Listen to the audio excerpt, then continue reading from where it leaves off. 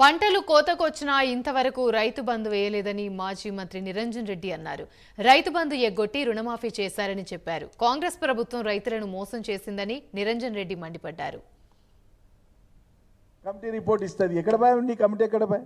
రాష్ట్ర ప్రభుత్వం ప్రకటించిన కేబినెట్ సబ్ కమిటీకే దిక్కులేదు. ప్రజాభిప్రాయ సేకరణ ఎక్కడ పోయి? కేబినెట్లో చర్చ ఎక్కడ పోయి? శాసనసభలో చర్చిస్తామంటే శాసనసభ అయిపోయా, నువ్వు అమెరికా పోయేస్తేవి, టూర్ చేసుకొని వస్తేవి.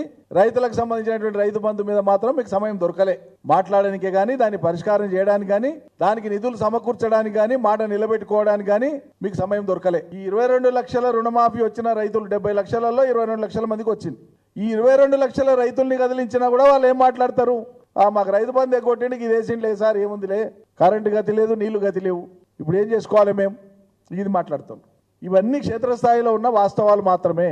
నేను తూకితా మైకితా చేతులు ఎక్కించి